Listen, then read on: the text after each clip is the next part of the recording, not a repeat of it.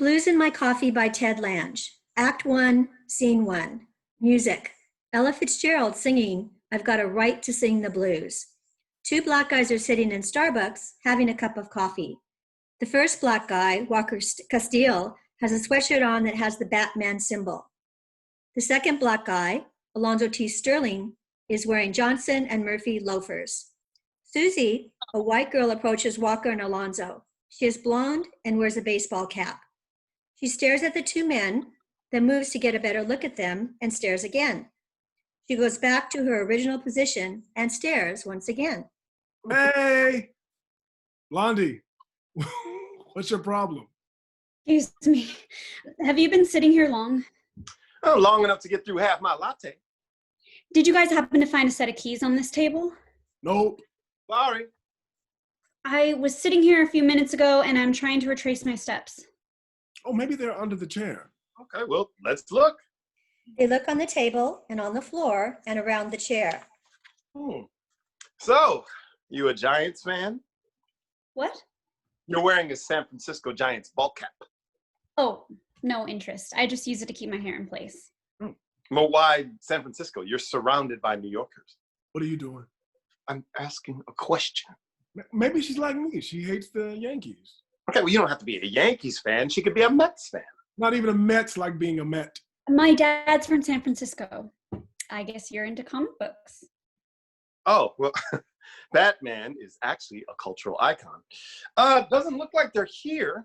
Could you have dropped them on the street? I hope not. Wait. Let me try something. Hey, look out. It's the cartoon superhero coming to the rescue. Walker sticks his hand between the chair cushions. He pulls out articles from the chair. Half-eaten biscotti, 2 quarters, 1 dime, 1 nickel, 3 paper clips, a big pen, and hey, set of keys. Thank you.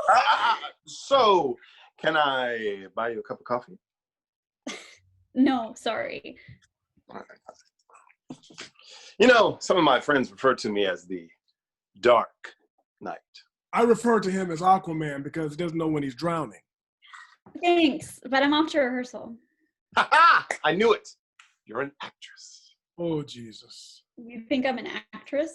For sure. Young, beautiful, and probably very talented. I wish. You sure know how to throw out the compliments. Well, some people call it bullshit. Do you mind? Christ, man. Okay, I'm getting a refill. Yeah. Alonzo goes to the counter. Okay, not an actress, second guess, model. No, wait. High fashion model traveling incognito. Try musician. Okay, what instrument? Flute. Classical, not jazz? Most of the time. So, what are you rehearsing tonight? Ludwig van Beethoven, Amadeus Ozark, or Johann Sabatini Bach?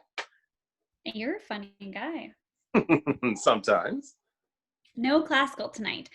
We're rehearsing Damn Yankees at BAM. Looks like you can't get away from baseball. Musical theater. I love it. So, can I take a rain check on that coffee? No, but thanks for helping me with my keys. You want the half-eaten biscotti? Oh, it's all yours, with my compliments. And you can keep the 65 cents, too. Oh, wow. Thanks, Ms. I'm Susie. You're welcome. Well, this will go towards my next coffee. Alonzo returns with his coffee and stands in the back and watches. Have you tried the mocha cookie crumble frappuccino? Not yet. Worth every calorie. What's your name? Walker. Walker Castile. Nice to meet you, Walker. Have a great day. Susie leaves. Alonzo returns to his seat. You shameless. What? You know what? Man, hey, leave that little innocent white girl alone. I've never met any innocent white girls. Yes, you have. When? Just now. Walker recognizes a woman at the Starbucks counter. I'll be damned. I know you will if you keep messing with that white pussy. Oh, no. I mean, look over there. Do you know who that is? Wow. Who is she? That's Daphne Wentworth. Uh, She's a professor at NYU. When we went to school, she was the smartest student in our class, scored the highest on her SATs, all A's in every class, and she'll probably become the dean of her department. wow. With all that ass? Mm-hmm. We used to date. Man, that must have been some good loving. Yeah, well, I ain't kissing her and I ain't telling. Hey, I bet I could break down her inhibitions and release her inner freak. You still interested in her? Hell no. Okay, I'm gonna talk to her. Alonzo, just remember this. As beautiful as she is, there is some guy that is tired of her shit. And that guy would be you. I think it might be worth it. I'm living proof she ain't. Walker, you're just bitter. I got a good reason to be bitter. Well, you got a reason not to get up in the morning, too. Oh, yeah? Why is that? Because you one ugly motherfucker. And it might be contagious, too. Oh, well, Alonzo, you're the first person I want to infect. Happy COVID Day. Oh, no, it's too late. I got the shot. I still want to talk to her. Alonzo, will you forget it? She will eat you up and spit you out. Gee Willikers, Batman, why do you say that? I'll tell you. Okay. They say Geminis are two people. Brother, that ain't no bullshit. Sometimes I'd be wondering who I'd be waking up next to. One day she would be a witch, and the next day she would be an Eve. The difference between you and me is that I know how to handle a woman, and you don't. Okay, the question is, do you know how to handle Don't say I- it. Don't say it. I might be just what she's looking for. I am someone who doesn't see her that way, man. I'm the guy that looks into her inner soul and sees the beauty of her essence. The beauty of her essence. Well, go for it, brother. God bless you. Alonso gets up and crosses to Daphne. She is sitting at a table, sipping her drink and reading a book. She is the personification of middle-class values. Alonso stands over her. Hey, baby, how you doing? She stops reading her book and looks at him for a moment. She goes back to reading her book. Alonso doesn't move. She looks up at him again, and he gives her a big, broad smile. That's the best you got. Hey, baby, how you doing? Hey, man, you know, a man got to start somewhere. And that's where you started. You see, I look at you and I think maybe, just maybe, I could be interested. I mean, I like the cut of your jacket. You wear nice shoes. And then you open your mouth and those words come out. Don't I at least look like I have an education? You could have remarked on the book that I'm reading. 50 Shades of Gray. How about 20 Shades of Brown? Or you could have found the spiritual common ground we both stand on. Excuse me, miss, do you believe in Jesus? Have you been saved? I'm an atheist. The last time I got saved, I was 9 years old in the deep end of the YMCA pool. Buddhist or practicing yogi? Hey, if it's organized, you have to practice it. I ain't into it. Well, couldn't you at least try quoting some Shakespeare? Like as the waves make towards a pebbled shore, so do our minutes hasten to their end, each changing place with that which goes before, and sequent toil of forwards do contend. I could have said some shit like that. Second chance, take a shot. Roses are red, violets are blue. I like your ass, and I want to love you. At least it rhymes. Please, leave now before your potty mouth gets you into trouble. Potty mouth? What are you in second grade? Look, okay, I know you are probably used to talking to hoes and bitches, but not everyone finds it necessary to articulate the English language in such a base, vulgar tone. What are you drinking? We're in Starbucks, for Christ's sakes. Take a guess. Frappuccino. Einstein, try coffee. Black. Come on, baby. Let me buy you a Frappuccino. You're in Starbucks, not some East Village diner. Did you go to college? Sure did. Did you finish college? I still owe 6 units. I'd like to quote that great nautical philosopher, Moby Dick. Don't come around here fucking with me. These are my waters and I own this ocean. Now, I will let you buy me a drink when you finish the 6 units. Oh, well, let me have your number so I can notify you when I get the units. You won't need my number. You will, by that time, be so smart you can find me without going on Facebook. Damn, baby. You got some rough edges. Waiting for a strong man with a sense of purpose to smooth them out. You know, some guy who was familiar with Shakespeare's 60th sonnet. And believe me, that ain't you. Oh, I get it. You think you're the Holy Grail because you cracked a few books. Some white college gave you a piece of paper, says you're pretty smart, and now you think you got the whole world by the tail, huh? Is that a comfort late at night when you're all alone in your bed? You ever had someone not care about your mind and caress the center of your soul so he could settle in on what your body craves? I would lovingly bury my head between your legs till you begged for Denzel to call time out. I would roll those hot, lusty chocolate almond joy nipples of yours around my tongue till those almonds stood up like the West Point cadets and you saw Ellen DeGeneres taking notes.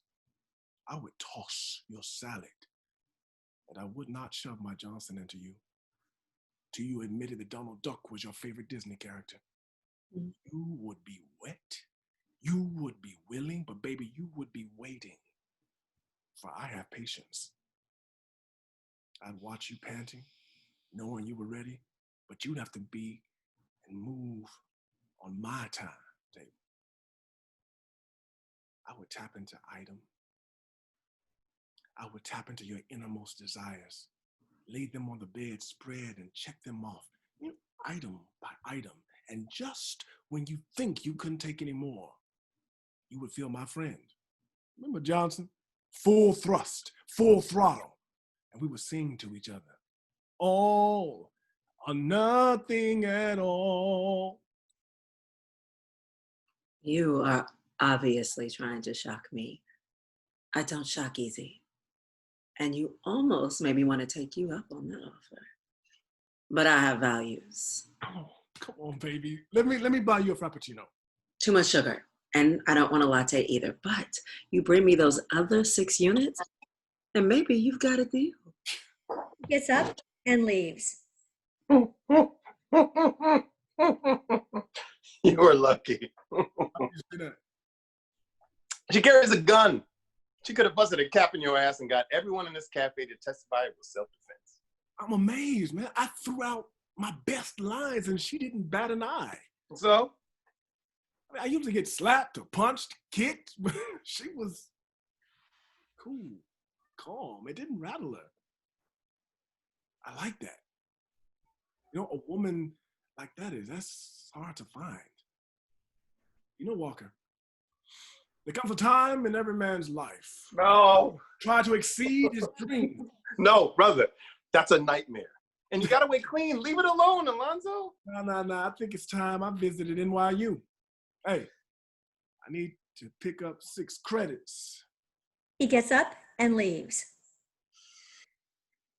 Okay, let the games begin. Okay, let's see what we can find. Brooklyn Academy of Music, bam. Current shows, NYC Pop Fest, 150th Anniversary Archive Exhibition in the lobby, bam. Harvey Theater, aha. Damn Yankees, damn Yankees, damn Yankees. Cast, aha. Orchestra, bass, cornets, here we go, baby. Flutes, Maurice Costume, no. Don Gessinger, no. And Susan Williamson, gotcha, baby. Okay, Facebook, Susan, will you friend me? Oh, baby, I want to taste your grits. Blackout. Scene 2. In the dark, the flute music of Jean-Pierre Rampal, Handel Flute Sonatas 1. Lights up on a Starbucks cafe. Walker and Alonzo are sitting and drinking coffee. Ooh, 2:00. Alonzo turns and looks. Lord have mercy. Ooh, she's sweet. Ooh, maybe too sweet. Give you the diabetes. Hey, man, what's wicked? Chocolate be too sweet. Ooh, well, I'm finding myself wanting to save a lemon meringue. Oh, hey, did you hear about the House of Pies? They got good lemon meringue pies? Oh, Walker, the shooting early this morning. Damn, another one? Anybody get hurt? 4 Americans killed and 1 lady tourist. Polish. White boy walked in there with a AR-15. Wow, glad it wasn't somebody dark. Yeah. It sounds like domestic terrorism, man. I mean, what are these white guys mad about? Hey, happiness is a warm gun. Mm. Oh, guess who saved the day? Not the police. James Shaw. James Shaw, a young brother, walked out of the bathroom, saw what was happening, and as the shooter was changing his magazines, charged the gunman and took the damn rifle away. It saved lives, man. Ah, damn, brother stepped up, did the right thing, and saved lives. Go home, team. Yeah. How is it going with Blondie? Still working on it. How's it going with the sister? Yeah, still working on it. Mm. Oh, 3:00. Holly Berry looking like. Ooh, wee. Susie enters. She spots Walker and crosses to him. Can I talk to you? Sure. Alone. Oh, hey, I need another tall latte. Yeah. She goes to the counter. Susie sets a CD on the table. I can't accept this. Okay, sure you can. It's a gift. I don't think it's a good idea. Are you kidding? That is one of the foremost flautists in America. Flutist. Okay, well, Herbert Laws moved art form forward. Never heard of him. Must be a jazz man.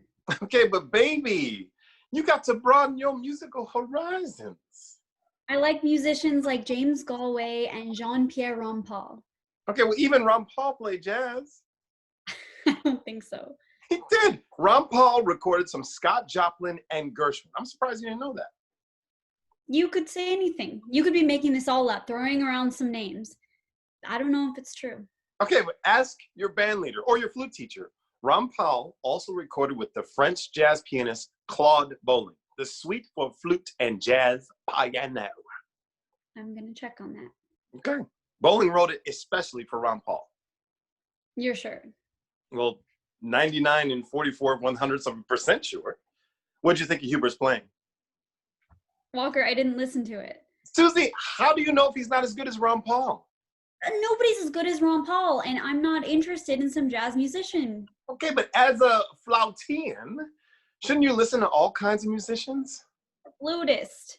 If I take this gift, I'm obligated to you. No, you're not. Yes, I am. And I want you to stop sending me gifts to the performances. Hey, I heard that's what you do on opening night. You send roses. Yeah, to the actors, not the musicians. No, to the talent, Susie. And I happen to think you are very talented. And not for every performance. Yeah. It's too much, huh? Walker, way too much. Okay. But I just want to get to know you. Maybe I have a boyfriend. Mm-mm. Not according to Facebook. You're single.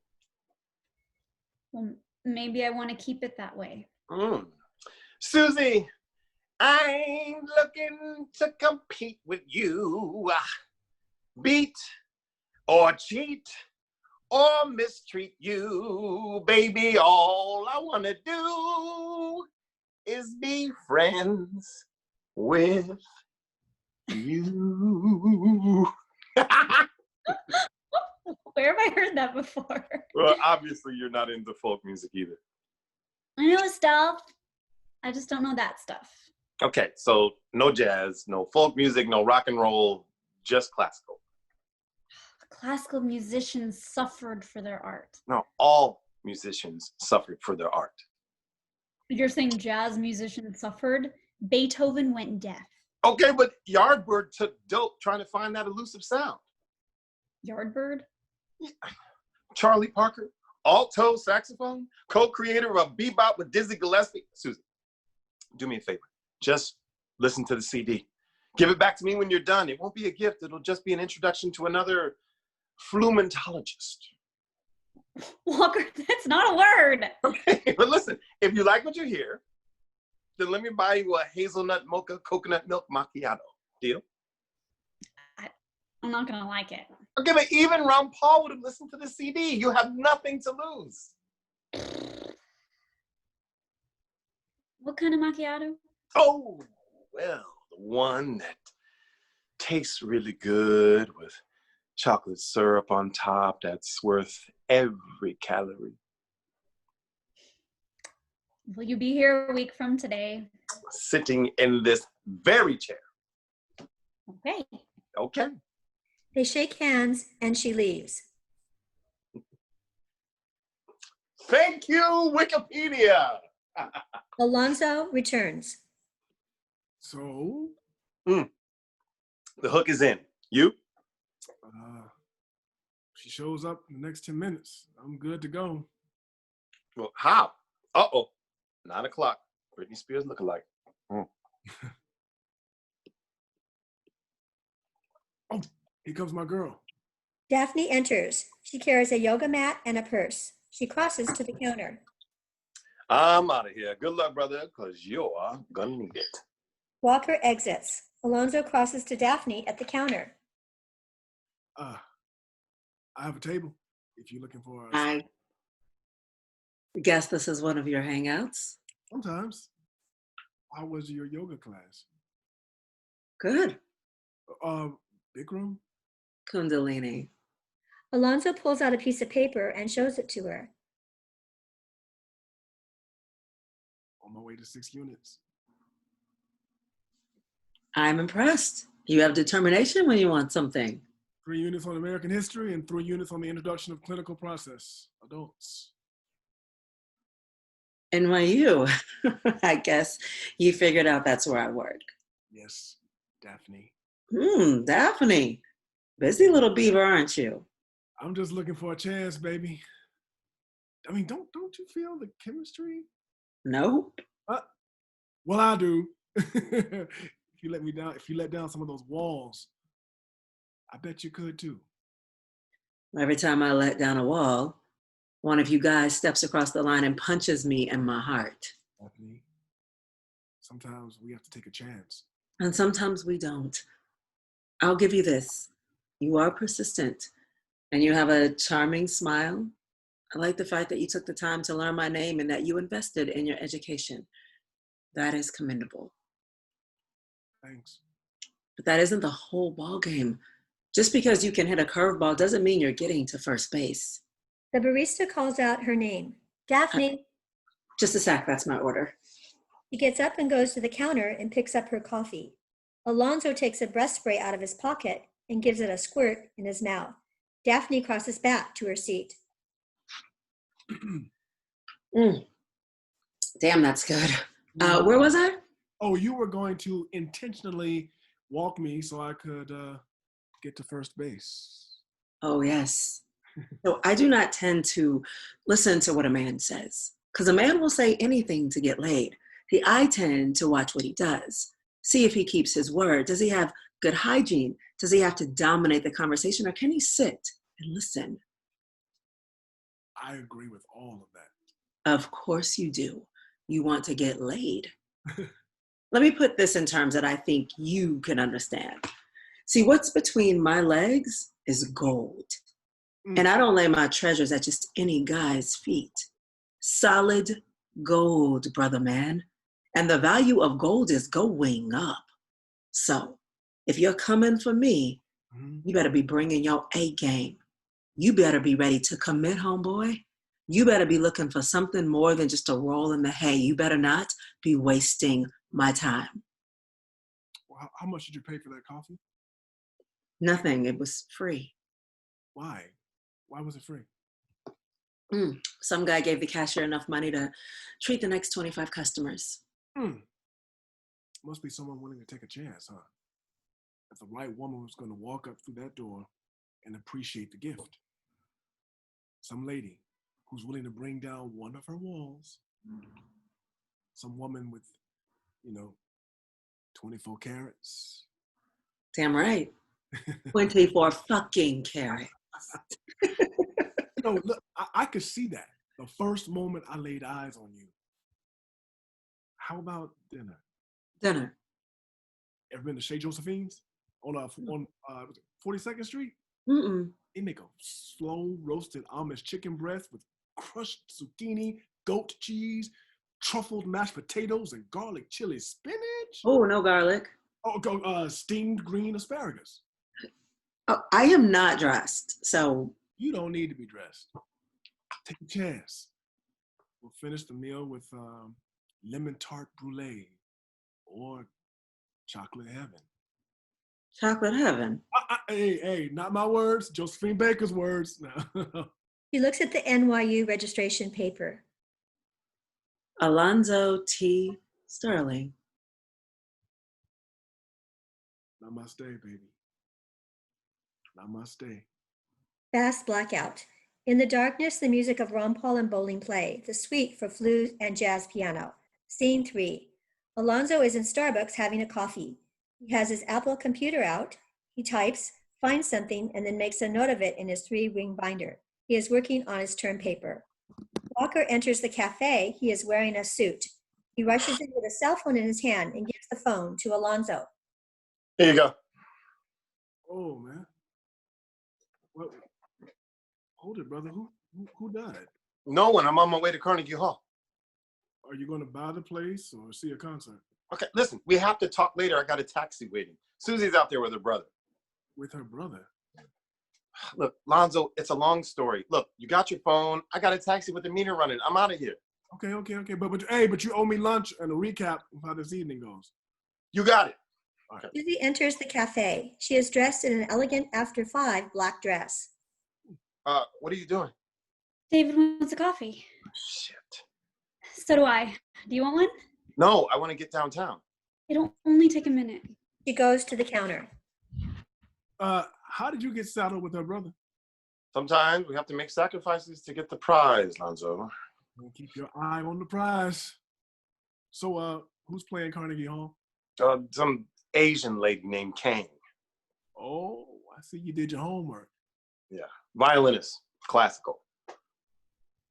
Still, you got the date. I mean, that's a good thing. Yeah. Damn. I gotta go to the toilet. You can hold it. Are we playing racquetball next Saturday? Yes, 10 a.m. And try to remember, keep your phone with you next time.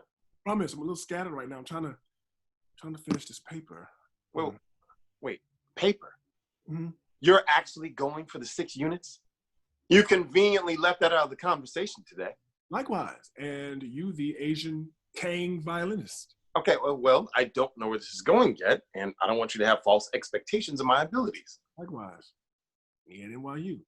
So, Batman, let me know how you like that classical shit.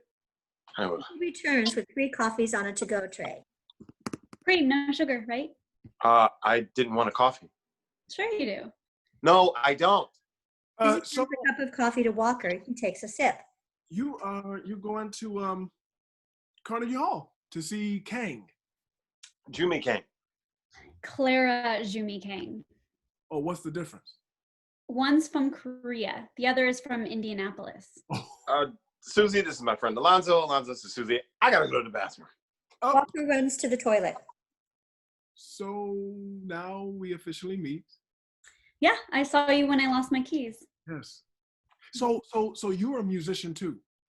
Oh, yes. I love classical music, and he's a jazz man, so I'm trying to broaden his musical horizons. Otherwise, he's a walking stereotype. And an Asian with a violin? I mean, isn't... I beg your pardon? Well, the important thing is that you like music. Daphne enters. She has her yoga mat with her. I wondered if I'd find you here. Hey, Daphne, this is Susie. She got a date to see a violinist. She got a date to see a violinist. Oh, not just any violinist. It's Clara Jumi Kang. She's playing Mozart's Violin Sonata in G major and Beethoven's Sonata for Violin and Piano in C minor, Opus 30. How nice. I'm ordering a latte. You want one? Nah, man, I'm good. Daphne crosses to the counter. So violins and pianos. So I hear brother is your chaperone. Oh no, David's just 17. He's not a chaperone. My mother wanted to get him out of her hair. So she put him in your hair. I guess that's one way of looking at it. Sure. Walker returns. Okay, let's go before I end up in the poorhouse and the cabbie ends up on Sugar Hill. Nice meeting you again. Susie and Walker hurry out of the cafe. Alonzo goes back to his computer. All right, black man, get your shit together. Bull Run. First Battle of Bull Run. Brigadier General PGT Beauregard. Got it. Manassas. Here we are. July 21st, 1861. Thomas J. Jackson received his famous nickname. Daphne saunters back to Alonzo's table, carrying her coffee. Where's your other girlfriend? Cute. Hey, are we still on for dinner tonight? West Bank Cafe. Home of the wild mushroom risotto balls. Oh, how long is your class? Hour 10. How's the schoolwork coming? Don't worry, I'm gonna get my 6 units. Oh, I am not worried because I know what happens if you don't make it. What happens? Nothing. I save myself for a guy who has stronger willpower. Stir the pot, baby. Stir the pot. I'm gonna get my units. Then I am gonna get you. Didn't you like our first dinner? I must admit, I was pleasantly surprised. That is why I'm curious about the West Bank Cafe. Right now you're betting 1,000, but how long can you keep that up? Hey, all night if I have to. Stonewall Jackson, what are you writing? Just Civil War stuff. You know what? You know what I find fascinating? Tell me, Sherlock. How history repeats itself. I never really paid attention to it before, but Be more specific. take, for example, the Southern aristocracy. They had to convince poor white boys to fight for their slaveholding interests. Mm-hmm. Them young crackers didn't own any slaves. Yet, the upper class used nationalism to fire them up. Mm. So rebels didn't have a plantation or own one goddamn slave, yet they were ready to die for the man with the purse strings. So, and today?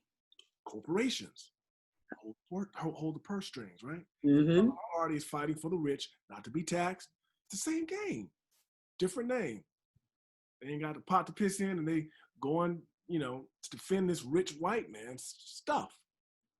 Well, I like to call them trailer trash Republicans, voting against their own best interest. Don't tell me we're on the same page. Surprise, surprise. Well, fuck me running. That will be our little secret. I'm off to class. I gotta go do my son's salutations. Hey, see you tonight. As she exits, Alonzo crosses to the counter. Hey, can I have an espresso compagna, please? Blackout. The sound of Clara Jimmy Kang's violin playing Brahms' Violin Sonata 1 in G major. Scene 4. Walker is sitting in Starbucks. He has his iPod on and is reading a Batman comic book. Susie enters. Susie taps Walker on the shoulder. He turns off his iPod and puts down his comic book. Thanks for meeting me. No problem. What's so urgent? I need a favor. Okay, name it. I need you to talk to David. What's wrong with David? My mother caught him smoking marijuana. Okay, so? On a pipe. Oh, on a pipe. Bong, ba bong, bong. Listen. Hey, that's a family affair. I ain't in your family. Why would he listen to me? You're black. You know about drugs. You're kidding, right? I'm in trouble. My family's in trouble. I need you. Susie, take him to a drug counselor. My mom did. It didn't help. I need you to talk him out of doing drugs. Hey, baby, look, I'm the wrong guy. No, you're not. You're black. All black guys know about drugs. So you think because I'm black, I can talk some white young kid out of doing drugs? Yes! Susie, that's fucked up. You're perpetuating a stereotype.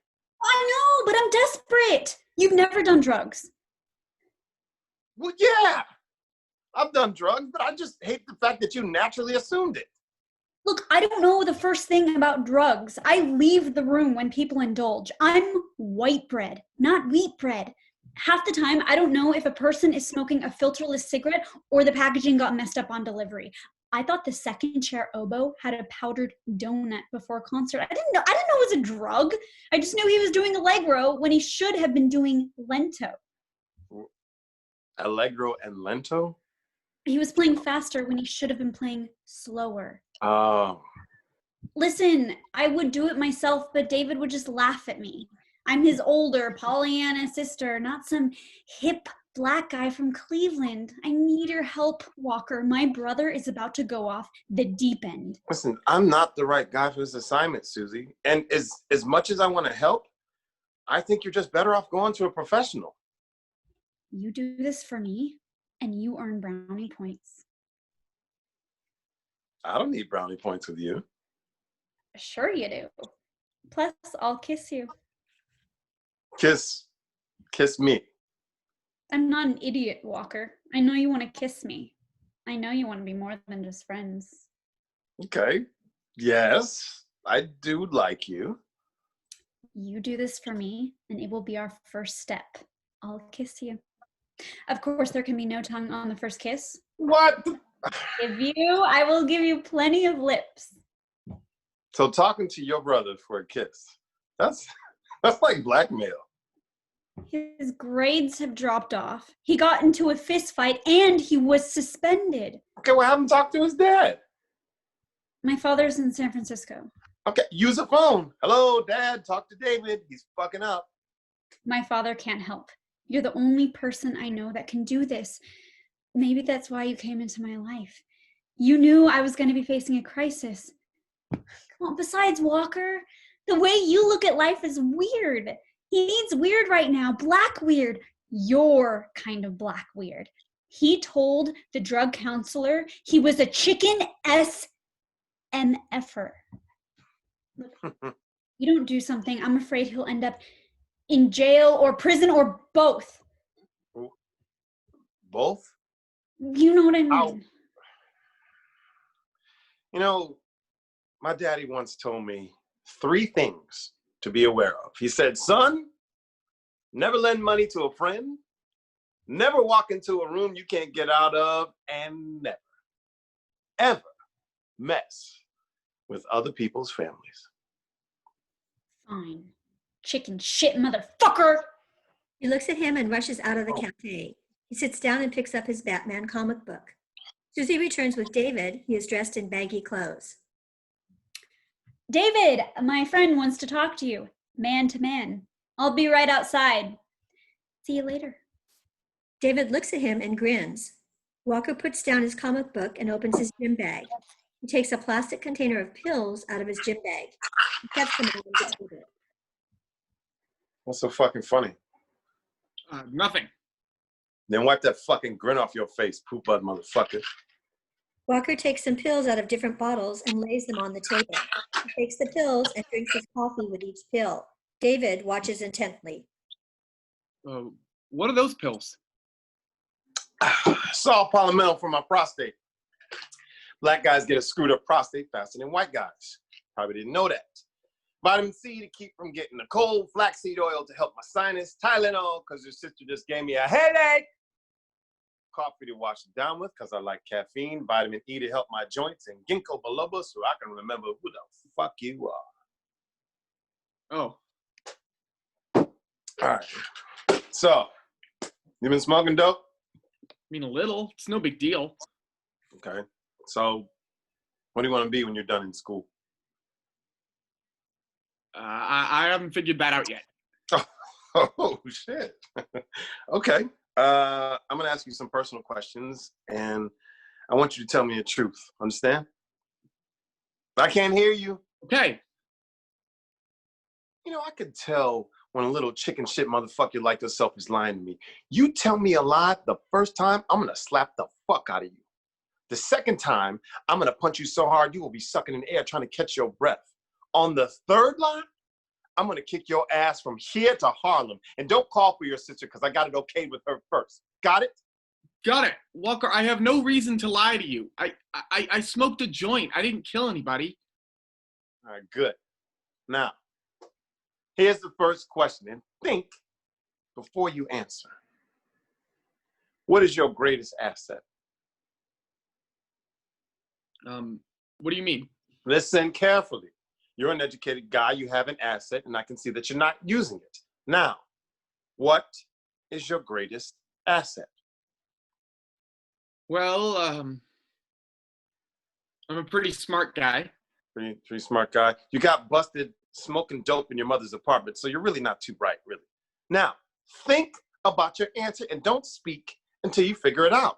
What is your greatest asset? I'm a pretty good-looking guy. You got a girlfriend? I said, do you have a girlfriend? No. Then being a good-looking guy is not your greatest asset. Why'd you hesitate?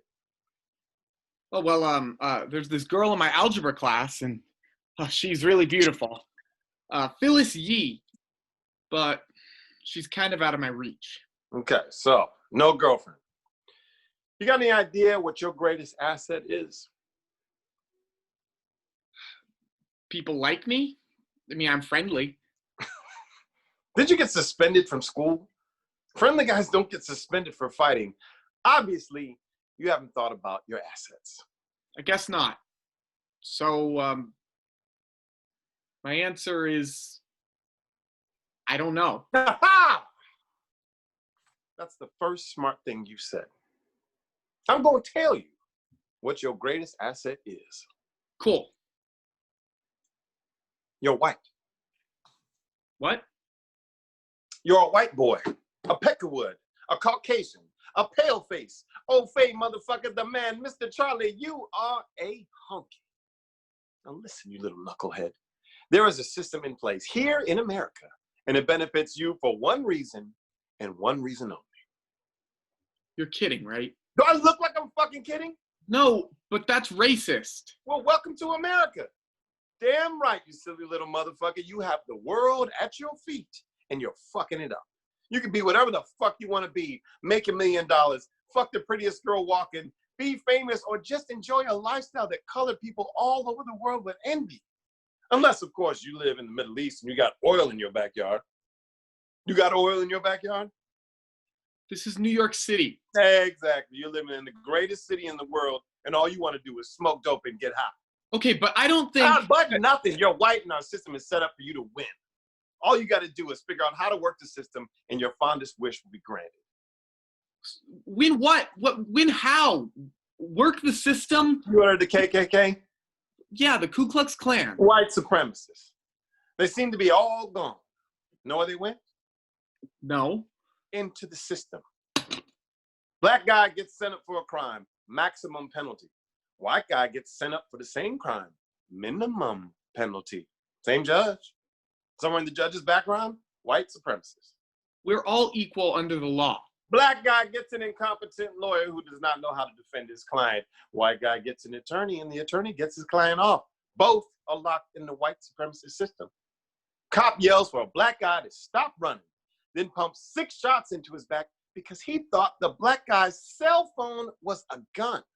White guy can be holding a gun, a knife, a vest full of dynamite, and the cop walks him back to the patrol car, stops, and gets him a Big Mac before taking him to the station. I know. Black Lives Matter. Look at that cop's background. White supremacist. He gets off with a warning or a second chance or never goes to trial for murder. It's justified homicide. The system condones his behavior. The first bullet might be a mistake or panic or fear, but all 6 shots fired are white supremacy, no matter how you slice it. Okay, so our system needs a little adjusting, but that's all. Eliminate corruption, not white supremacy. Damn, you are dumb. You ain't been laid. You pick fights with other stupid assholes. You like to smoke dope in your mama's house. You are a white boy headed in the wrong direction on a speeding train. What do you want out of life? Like what? How do you mean? What do you want? What do you want? You want to end up in jail? You want to become a Republican? You want to discover the cure for COVID-19? What do you want? I don't know. Ah, you're getting smarter every minute. What college you going to? I'm not going to college. Oh, so you want to let the little Ivy League white boys dictate to you how to live your life? Nah, What the hell is your mom talking to you about? nothing. We don't talk much. All right, what about your dad? He's not around. That's who you should be having this conversation with. All right, you taking a lot of drugs? A few. All right, well, everything you've done, I've already done, and I can tell you, it ain't worth it. You smoked weed? Sure, Snorted cocaine? once or twice. Ate mushrooms? Damn, boy, slow down. You're just 17. Me and my pals like to have fun. Okay, well, what college are they going to? They haven't decided yet. Well, do you see a pattern starting to emerge? Yeah, but they're my best friends. Okay, look, I'm not saying if you get to college, there won't be a group of dope smoking eggheads or hot little cheerleaders that want to do nasty things to your body. All I'm saying is you're not giving yourself a fighting chance. But I like the feeling. And you are getting sidetracked by the feeling. When's the last time you talked to your old man? Why? Look, I'm just a brother that has a certain view on this shit. I might be totally wrong, but I also might be totally right. The problem is you don't have an answer for either viewpoint. Now, you can waste your time sitting in a room with some other knucklehead sucking on a pipe, or you can think about what is really important in your life and go after it. Go after what? Life! Life is an outdoor sport, and right now you are locking yourself in a room, looking at four walls, inhaling smoke. Take a chance on something, succeed or fail, but get in the game. I could do that if I wanted to. Look, there are a couple roads for you to follow. If it's dope, heaven help your skinny little white ass. When you get to prison, tell my cousin Carl Strickland I said hi. If it's something a little more constructive, God bless you, son, and go figure out how the fucking system works and shoot your best shot. You mean like being a doctor or a lawyer? Or a computer geek or a painter. Do that thing you thought you could never do. The system is set up to benefit you. What if it's going after that girl in my algebra class? Sex is better than dope. And what happens if I get shot down, though? And what happens if you don't? The point is, you don't know one way or the other. True. Hey, go after that girl you thought would never give you the time of day. Now that's an adventure. All right, look. It's $20. The first thing I want you to do is go to the drugstore. I want you to buy two things. I want you to buy an Almond Joy candy bar and a box of Trojan condoms. The Almond Joy is for me, the candy bars, and the condoms, well, the condoms are for you. Oh, I could do that. All right, I'm gonna be looking at the kind of condoms you purchase. Says a lot about a man. Well, you said Trojan, right? Okay, well, lubricated, rib, spermicide, you got choices, my man. Okay, yeah, I can do that. Ultra-thin, lambskin, tropical flavors. I will do that. Non-latex, vibrating ring. Can I keep the change? Hell no.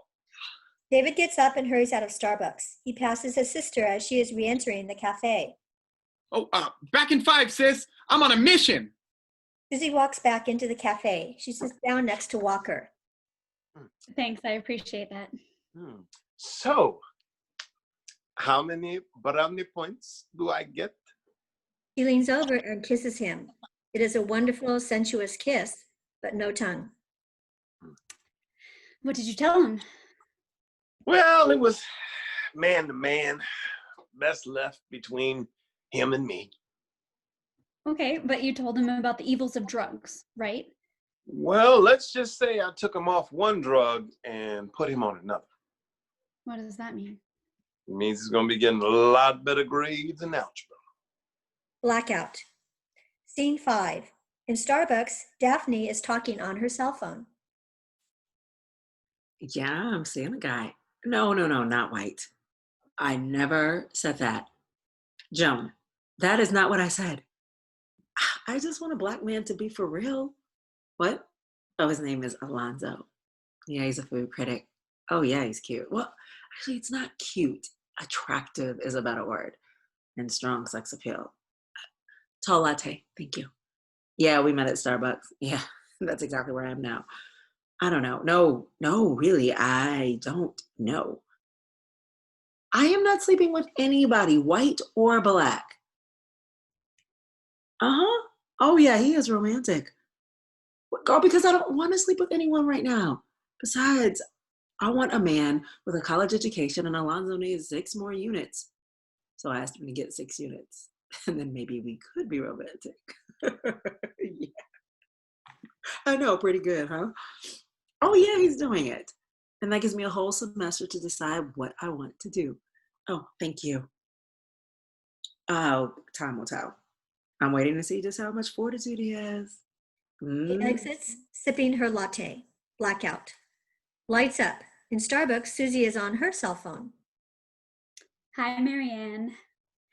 I'm getting a coffee. No, not at the Culture Espresso. Yeah, later this afternoon. We've got a rehearsal. Verdi's Otello. Oh, I love me some Verdi.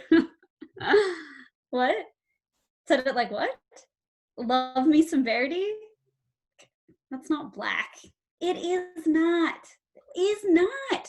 Is not. No, I said it is not. Bullshit. Okay, that's black. So maybe he's rubbing off on me a little, but I like him. First time for everything. I'm reserving judgment, and we'll just have to see where this goes. Hey, you ever heard of Hubert Laws? Wait, hold on. I got another call coming in. Hi, Mother. What? When? Don't panic. Are you sure?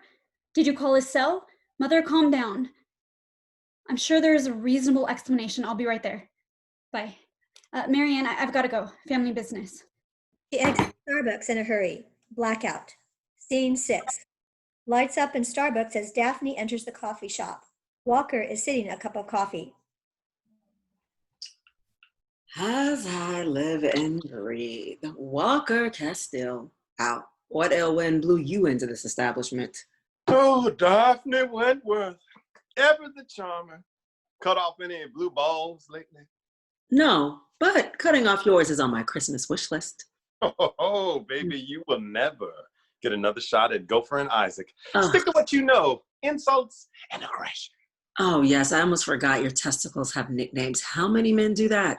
Every guy I know. Remind me, what is it that you call your penis? The love boat. Yeah, I call it the Titanic. It spent way more time down than it did up. Why don't you get yourself a nice white guy and call it quits? Oh, now this may come as a shock to you, but there are other men in this world that are not afraid of a strong black woman. Other black men who have confidence in themselves and know how to please a woman, that know how to cater to a woman's desires. Give me a break, please. Oh no, see, I'm not surprised by your reaction, because I will bet you $1 to a dime that you have not dated another woman since me. Oh, I've dated other girls. You got that right. Girls, not women. I've got a girlfriend right now. White girl, or is she Asian? I know she ain't Latina, because even that's too much color for you. Okay, well, look, it's not about color, it's about the person. Oh, it's a white girl. Okay, so blonde or brunette? Of course, you wouldn't understand that. You're too busy trying to prove that you are the ultimate woman who knows what every man needs. Wow, blonde. Gosh, you are so predictable. The difference between me and you is that I'm happy. Well, Mr. Othello, I met a man, a real black man, 100% grade A, a charming, sexy guy with a great sense of humor, and he's comfortable in his own black skin, unlike you. Bullshit. Articulate as ever. Walker, I met a guy that doesn't need to be constantly reassured of his manhood. He listens to a woman and knows that true art of sharing. We can talk politics because we're on the same page.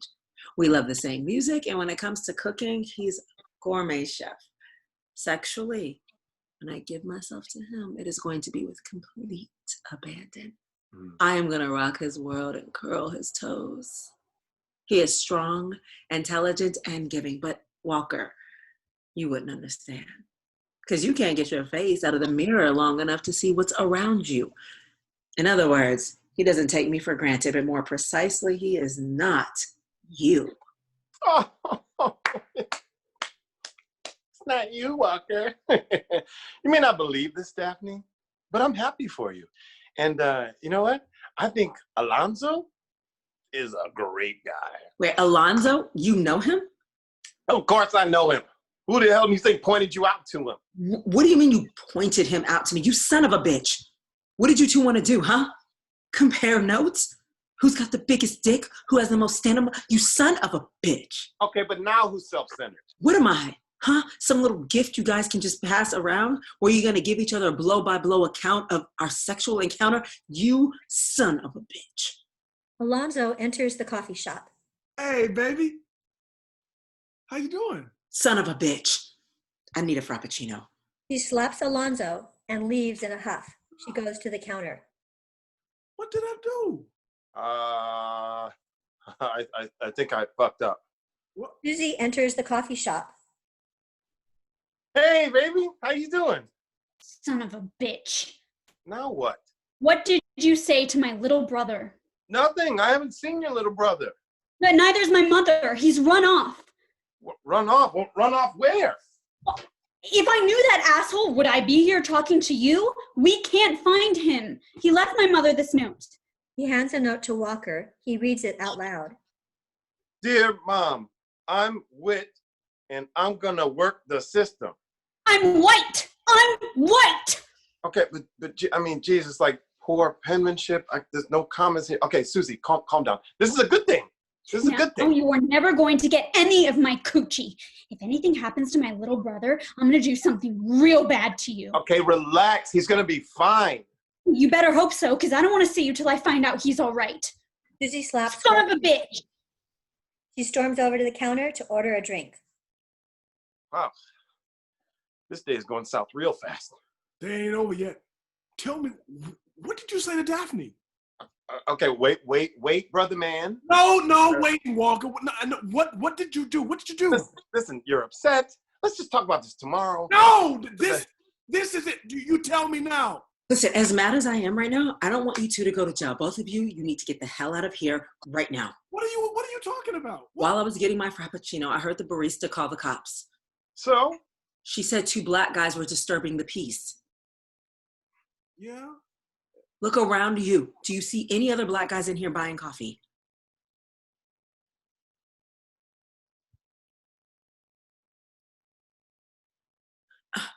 Damn. Both men head out the door. Fast blackout. Kenny Loggins' song, This Is It, plays. End of Act 1. Act 2, Scene 1.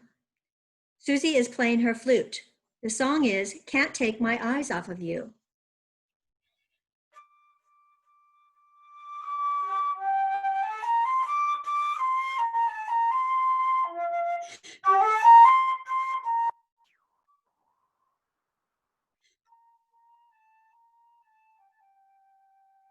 Susie's cell phone rings.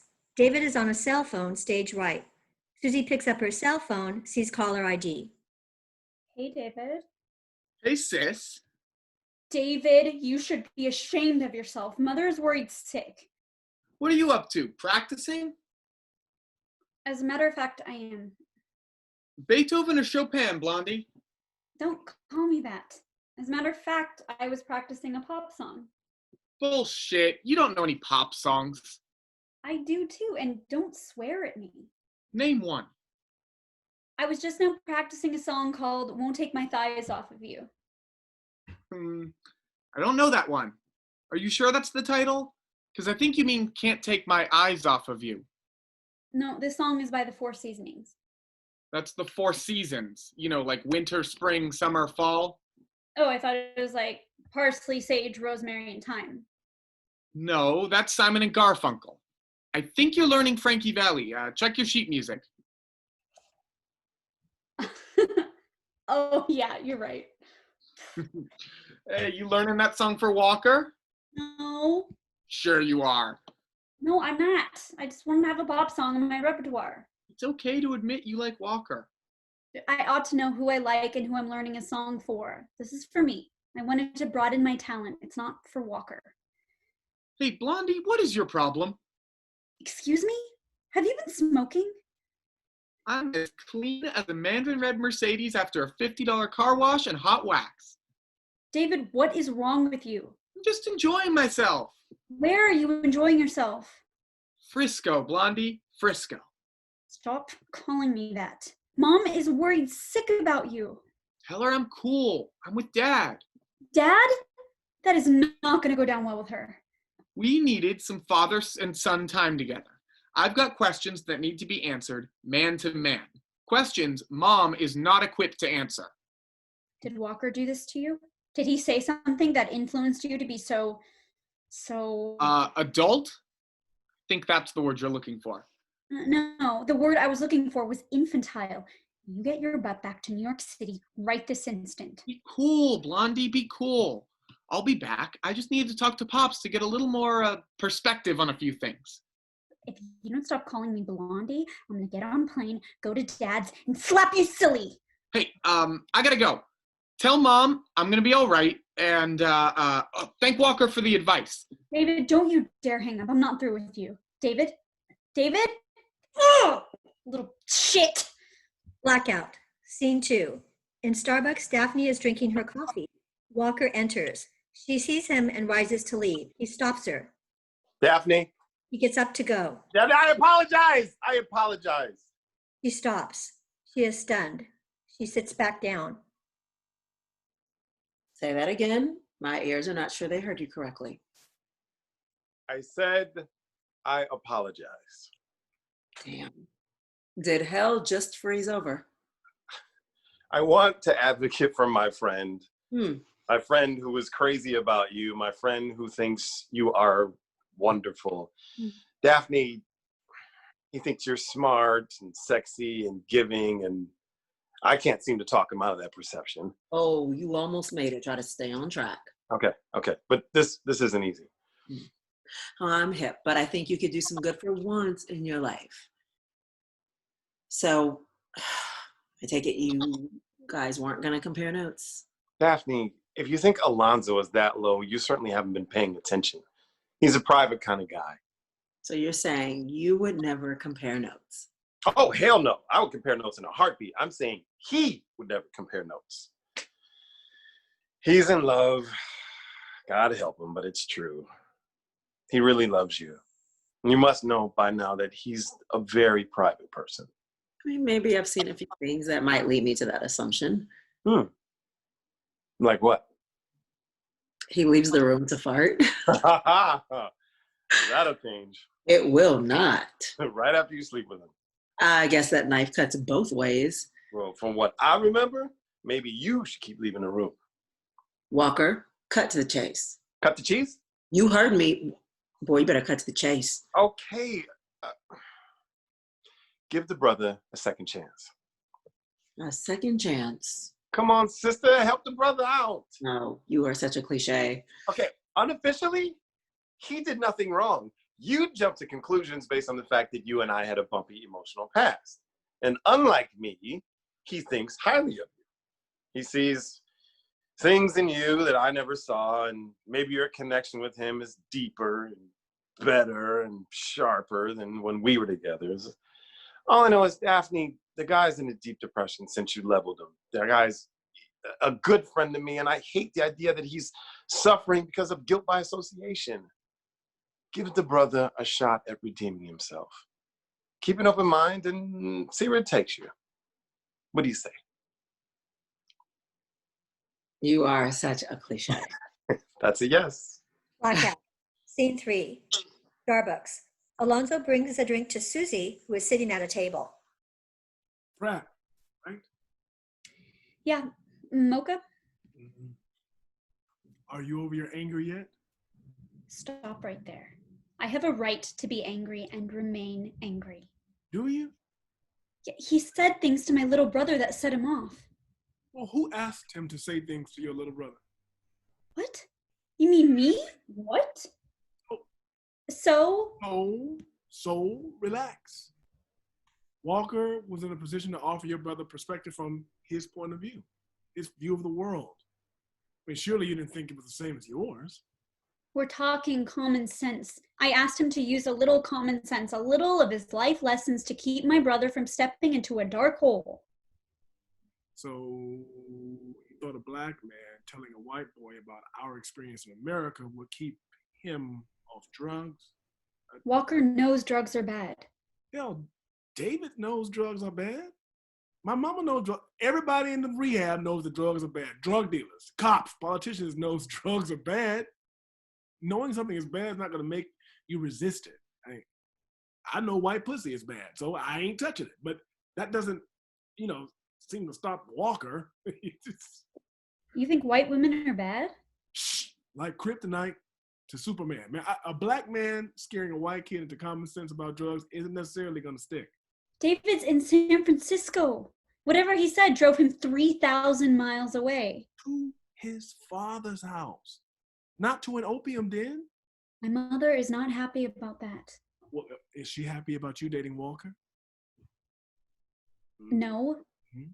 She has delusions of OJ. Ooh, ouch. Look, I'm a grown woman. I can make my own choices. Right now, I choose not to see him. And your mom is happier than a pig in a pile of shit. The question is, can you forgive? I like him, but... Do you ever give second chances? I think the brother has earned a second chance. Alonso takes out his phone and texts. And why should I consider that? Susie, he loves you. Straight up. I mean, he's madly in love with you, okay? And I like him. Like? I have strong affection for him. Strong affection. Oh, shit. Like I said, kryptonite. Will you cut that out? He's not Superman. Look, I think you two make a great couple. You do. Even though I'm white. But see, it's not about my tastes. I'm a chocolate man trying to enjoy my chocolate lady. That's sweet. It's bittersweet, baby. You have no idea. Now, is your brother, is he laying on the street with drugs in the system? No. That would be a hell no. He's sitting in his father's living room, getting a chance to know what his father thinks of life. 3,000 miles away. Grow up, baby. It's your father. He's in good hands. He's in your father's life. Let it go and give Walker a chance to redeem himself. I have to think about it. It's not easy being in an integrated relationship. For you or for him? Both. I got news for you, baby. It's not easy being in any relationship, period. Good point. Yeah. Give him a chance. Kryptonite, huh? Walker enters Starbucks. He is carrying a wrapped gift. He crosses to Susie. Hey. How you doing? You look good. Alonso takes his phone and texts. So do you. You miss me? More than you know. I bought you a makeup gift. Okay, I gotta go. Good luck. Alonso gets up and sits in another part of the cafe. Susie opens the gift. It is 3 graphic novels. Comic books. Okay, but not just any comic books. Those are Batman graphic novels. It's still just cartoon drawings on paper. Okay, yes, but it's really good paper and good drawing. Susie, look at them. They're the Batman trilogy. Volume 1, The Court of Owls. Volume 2, The City of Owls. Volume 3, The Death, the Family. Walker, Yeah. I can read. But I can tell you do not realize how iconic these novels are. I don't read comic books. Okay, not even if they're written by Scott Snyder? I don't read comic books. I don't like comic books. I have no interest in comic books. Maybe when I was younger, I might have read like an Archie book, but I'm way too old for this nonsense. Okay, I guess I'll keep them for myself. You didn't buy these books for me, did you? You bought these for yourself, hoping I wouldn't want them. Do you think that I would do something like that? Yes. Okay, I did. But these are collector's items. I'm keeping them, and I'm not going to read them, and I won't allow you to read them either. Thanks. No wonder David thinks you're such a grouch. When did you talk to David? Earlier today. He's on his way home. He is? Mm-hmm. There's only so much a mom could do in a man's life. There's nothing stronger than a mother-son bond, but you hope that a man steps into some kid's life that can be a father figure if he's not around. David's lucky. He has a father, and his father wants to be in his life. That's not a common occurrence. My mother loves David. Okay, my mother loved me, but I know at a certain point I needed a man to tell me about certain life challenges. I was lucky that my geometry teacher had a paternal feeling for some of his black students. He started a chess club, and it was more than just learning the game. It was a time and a place to vent and discuss and argue. He gave tools to some young black men on how to survive as a black man in a white society. And while some of our young black men are being killed by the cops or choosing to deal in drugs, Mr. Flores gave us options. He showed us a path to survive. But David is white, not black. No, you're missing my point. A young man needs the wisdom of an older man so he at least knows where the pitfalls are. Then if he chooses to ignore good advice, he's had at least a fighting chance to not end up so badly. I think I understand. Yeah. But I want to know about us. I think I'm still trying to sort out my feelings. Okay, I know that. But I also want you to know that I know my feelings. So I guess the question becomes, what are you looking for? It isn't a Superman. Okay. Maybe it's a Batman.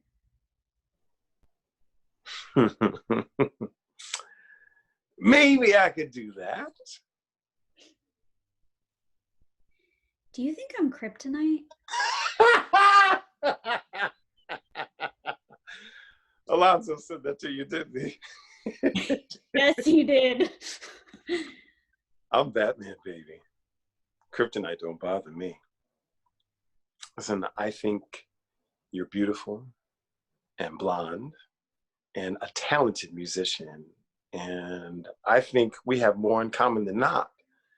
And what I don't know, I get from you. And what you don't know, you get from me. I think we balance each other. Susie leans over and kisses him as he responds. Lights fade on them and come up on Alonzo sitting in a chair in another part of the cafe. Daphne enters the cafe. She sees Alonzo and crosses to him. Thanks for answering my text. I felt I owed you that. I have a gift for you. A gift? What, a makeup gift? I wrote you a poem. I didn't know you were a poet. I'm not, but I'll try. I mean, I'll try anything to keep you in my life. Listen to this. He reads from the napkin he has been writing on. She walks with the confidence of a queen. I want to be her ebony king. But a peasant blocks my being from her real thing. A time will come when she sees my heart. It's just a question of the horse before the cart. A lover's dance is in our future, and that's as far as I got. I got to find something that rhymes with future. That's lovely, Alonzo. You're my Langston Hughes. Daphne, I think you are fantastic. I know you are skeptical of my intentions, but I'm not Walker. I don't know what the two of you did, and I don't care. I am for you, and I want you to be for me. I want you to trust me, and I'm willing to earn that trust, but hey, all I need is a chance. Alonzo, I owe you an apology. I jumped unfairly to a conclusion you were not guilty of. Daphne, no apology is necessary. No, Alonzo, it is. She leans over and kisses him. I'm sorry. Does this mean I can buy you a dinner at a fancy restaurant? Can I have that napkin? He hands her the napkin with the poem on it. She puts the napkin in her purse. Do you know of a book by Langston Hughes called The Panther and the Lash? No. Can I get a copy around at the corner Barnes and Nobles? No, it's kind of rare, but there's a poem in that book called Motto. I play it cool and dig all jive. That's the reason I stay alive. My motto as I live and learn is dig and be dug in return. Oh, are you saying you dig me? It's Langston's words, but I think they apply. Can I take you uptown to a dinner at Henry's? No, Why? I want to get you a copy of The Panther and the Lash. Well, I thought you said it was rare. It is. So where am I going to get a copy? I have a copy at my apartment, in my bedroom. She stands and extends her hand. You want to read it? Alonzo stands and takes her hand, and they leave together. Marvin Gaye's Let's Get It On plays. They cross to the door, then she stops and gives Alonzo a kiss. He enjoys the moment, then they exit. Blackout. Scene 4. Walker is reading a newspaper and drinking a cup of coffee. David enters the cafe, spots him, and joins him. Thought I'd find you here. Well, as the prodigal son hung up his walking shoes. Maybe. How was the West Coast? I think I really like my dad. Aha! See, already you're ahead of the game. We had an interesting talk about life. How interesting.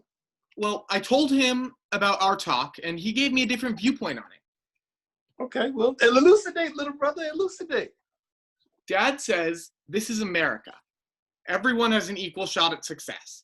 Anyone that doesn't believe that doesn't understand capitalism and the American dream. Hard work is always rewarded. Rainbows and unicorns. Walker tears an article out of the newspaper he is reading and hands it to David. Okay, right now you have your blinders on, and I'm going to see if I can shine some light into your eyes.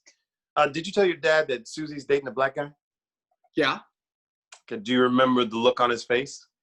Not what he said, but the look on his face when you told him. Dad said he hoped she was happy. Mm-hmm. And did he say it immediately, or did he think about it before he said it?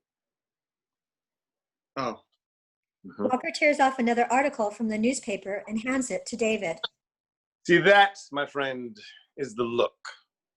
Most people don't even know when they're giving it, but I see it all the time. He tears out another article from the newspaper and hands it to David. Okay, read this. David reads to himself. Out loud. Oh, slow vote counts may be history. A Senate bill would create neighborhood election centers and expand the time for allotted balloting. Okay, that's enough. Okay, now this one. Boy and father among 3 killed. In a parking lot just steps away from their car door, a gunman opened fire and then fled. Okay, now read this. One town's descent into crime, addiction, and heartbreak. For years, Javon Goldie Lawson dealt crack on the steps of a 7-Eleven in a rough part of this blue-collar town. Okay, there's more, but that's a nice cross-section. And what's the common denominator? I don't get the question. Okay, if you really read the newspaper, you can see how the establishment keeps the little guy in check. And by the little guy, I mean people of color, minorities, and women. We feel the brunt of those that have, making sure that we stay the have-nots. whether it's fucking us over voting, which they say we have a right to do, or dying by the gun, just walk into your car, drugs being pumped into our neighborhoods. It's right in front of your eyes, but you are trained not to see it, trained not to connect the dots. You are sleeping. When protesters try to wake you up, there are elements to keep you in a la-la land. Now, I've actually seen the truth in the eyes of the wicked, and I know that when they say the N-word, really, they're just making it easier to think nigger.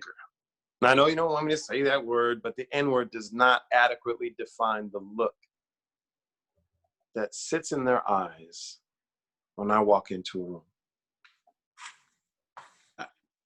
I don't think that's true. Well, it hasn't touched your life. Because you're white, you can avoid it if you need to.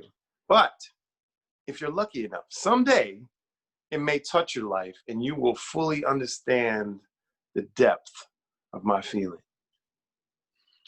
I think I have a much more positive attitude than that. Rainbows and unicorns. You have to work. Put your nose to the grindstone, listen as much as you can, and learn. Take all that you know and apply it to whatever job you're working. Being white doesn't guarantee success. Rainbows and unicorns. Alonzo enters. He is carrying a book. He joins David and Walker. Well, don't you look like the contented cow? Had a good night. Ooh, how good. Good enough to make me smile, man. And not be bothered with your bullshit. I want coffee. You want coffee? Cream, no sugar. Got it. David gets up and goes to the bar. So, you and Daphne are back in the sweet spot? Things are looking good. Okay, so, did you hit it? Let's just say I've discovered the works of Langston Hughes. Yeah. What's that mean? It means that she and I are on the same page. So you did hit it? We sat up and read poetry all night. Exciting. I'm sworn to secrecy, especially with you. But I'm your brother, man. We go back. It makes it all more important that I keep my promise. You remember in high school when we were on the football team? Don't go there. And the seniors grabbed you in the hallway and ran some clippers through your head and said, do you want us to leave it like this or should we shave the rest off? I don't need to hear this for the millionth time. They shaved your head and you were self-conscious. And did I go to the barbershop and have them shave my head to help distract from all the heat that you were getting? Yes, you did. And did you have the worst shaped head in school? Yeah, I did. You had a head shaped like a butternut squash. It was all bumpy and weird. Thank you, bowling ball shaped head. And with no hair. Your head was the color of a rotting Hubbard squash. And they started calling you Squash Man. Hey, I remember.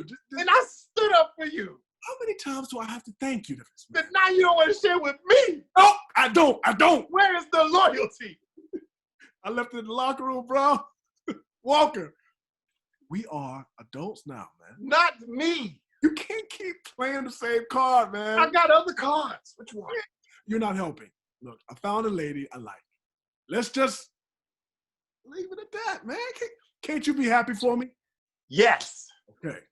But I could be happier for you if I knew more. David returns with the coffee. Here you go. 1 coffee with soy milk, 3 sugars, and a dab of cinnamon, and a dash of chocolate. Oh, bro, I just wanted cream, no sugar. David's Oh, cups. Well, then this must be mine, and this one's yours. Cute. So, what are you reading? Oh, no, this is Shakespeare in Harlem. Susie enters and sits with the boys. She gives Walker a kiss. Hey. So, are we finally back to normal? What's that supposed to mean? It means we're glad to have you home. There comes a time when every man has to follow his heart and seek the adventure of life. Oh, Walker, did you tell him that? I'm innocent. Alonzo, Ditto. Blondie, you know I can read. don't call me Blondie. And where did you read that? Nam Hua Tea Parlor in Chinatown. It was in a fortune cookie. And you believe them? They're Chinese. They've been around for thousands of years and they make all the Apple computers, so they must know something. Can't you read something better than a fortune cookie? Oh, how about some Langston Hughes? Who's that? What? Shakespeare in Harlem. It's my book. He's a black poet and writer, man. Oh, yeah. Tell him about Jesse B. Simple. I'll do better than that. Come on, David. Let's go around the corner to Barnes & Noble, man. Oh, why? Well, there's a great book that he wrote called Simple Takes a Wife. Let's see if they have it, or if maybe we can order it. It's perfection. It's a perfect introduction to Langston Hughes. Come on. Oh, cool. Is it a novel? They get up and talk as they walk out the door. It's a bunch of short stories. Oh, cool. Sounds cool. Who's Jesse B. Simple? Well, Langston was a poet and a short story writer during the Harlem Renaissance. And Jesse B. Simple is? A black Sherlock Holmes. So he's a detective? Well, no, but like Sherlock is a character Conan Doyle fashioned to be the protagonist in his short stories, Hughes molded Jesse B. Simple to tell short stories of Harlem. Oh, I got it. Daphne enters. She sees Walker and Susie and joins them. Thank you, Walker. For what? Can't you tell? I can tell. Tell what? She's glowing. Something wonderful happened. So, Daphne, what happened? Alonzo and I made up. Oh, did you make up, or did you just make up? Oh no, we made up. And I gave the brother a break. Oh, I whipped it on him and he was able to give as good as he got. We connected sexually and mentally and spiritually. He helped me to delight in myself again. He showed me how to trust a man again. It was a delicious feeling. There is the sound of 3 gunshots. Everyone freezes. Then 3 more gunshots. I hope that was a car backfiring. No, it sounded like a gun to me. No. I hope not. This is a good neighborhood. David comes to the door. He stands there numb. Everyone turns and looks at him. He has a cell phone in his hand. There's blood on his shirt. The cops. It's the cops. David, what is it? Alonzo's been shot. What? He's dead. What? Fast blackout. Marvin Gaye's Inner City Blues plays in the darkness. Scene 5. David, dressed in all black, sits at a table in Starbucks. He is on a cell phone. Lights rise slowly on the scene. There are 4 picket signs near his table. There's something going on I just don't understand. My friend was not a threat. He had no gun. He told the policeman he had no gun, and it didn't matter. The officer was angry. We did nothing, and he came at us mad. Yes, he saw me filming. He didn't seem to care. Dad, he had rage, and we had done nothing. I know how it sounds. I'm telling you, my friend did not provoke him. Yes, I've got it all on my iPhone. Check my Facebook page. Unicorns and rainbows, Dad. Unicorns and rainbows. Susie enters the cafe. She is dressed in all black. She sits next to David.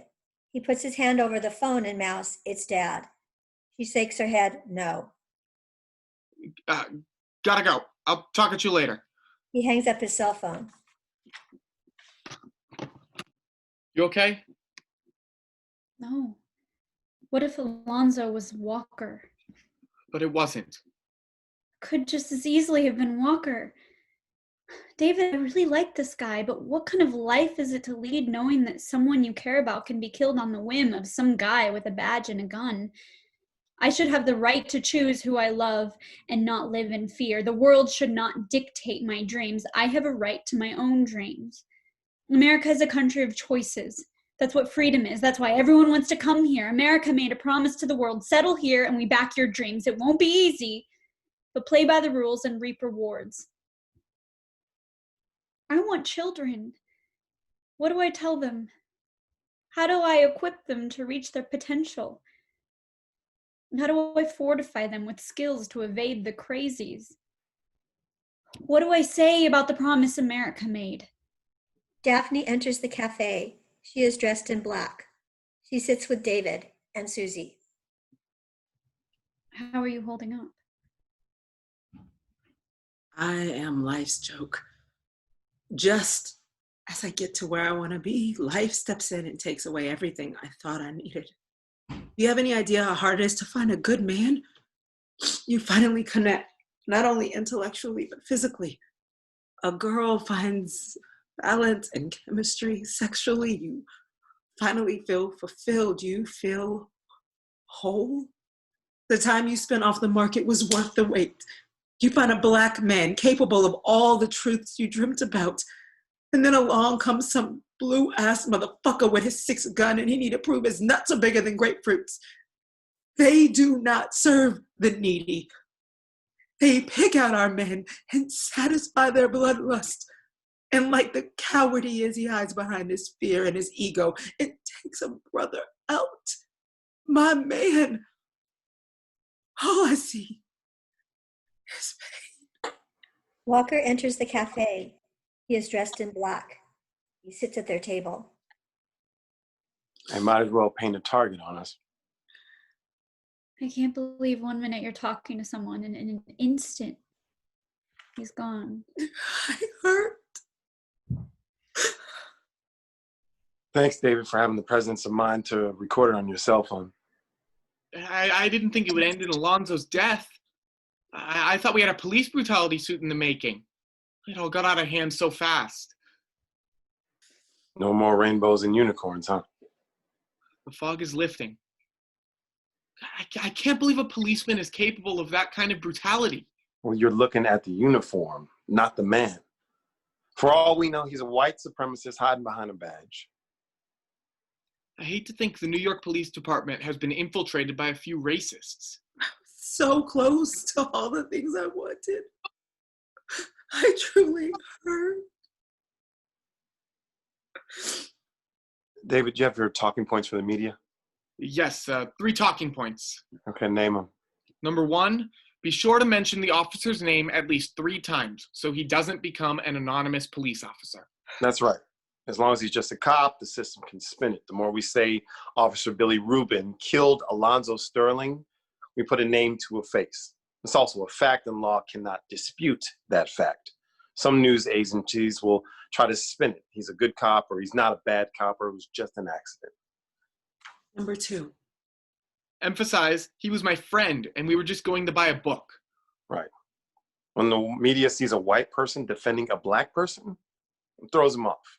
And repeat the officer's name. They will try to vilify Alonzo, blame the victim for getting himself into that position. I have some friends that are looking into the history of Officer Billy Rubin. We'll see if there are other questionable things in his past or prior incidents. What's the 3rd thing, David? We want him fired from the police department. We want him arrested, plus we want a grand jury with people of color and or federal intervention. Because Officer Billy Rubin murdered an unarmed man. That's the game plan, little brother. We march to City Hall. Remember, David, they will try to spin this. They expect to see me, a Black woman grieving for a man. They don't expect to see you. Hello, everyone. Hello. I have an announcement for everyone here in Starbucks. We're going to march from here to City Hall to protest the murder of our friend, Alonzo Sterling. I'm asking all of you to join us. There is a sickness that is spreading across our country, and we must fight for change. Please, if you care about your fellow man, join us. Help us to get police officer Billy Rubin arrested. He gets up and crosses to the door. He holds the door open, and the others take their picket signs and exit the cafe. We can't make this change without you. Daphne crosses to the door. Her sign reads, Officer Billy Rubin killed my friend. Susie crosses to the door. Her sign reads, police are not above the law. David crosses to the door. His sign reads, Black Lives Matter. Walker stands at the door holding his sign, Make a Change for Equality. Walker is facing the audience. There's 4 of us today.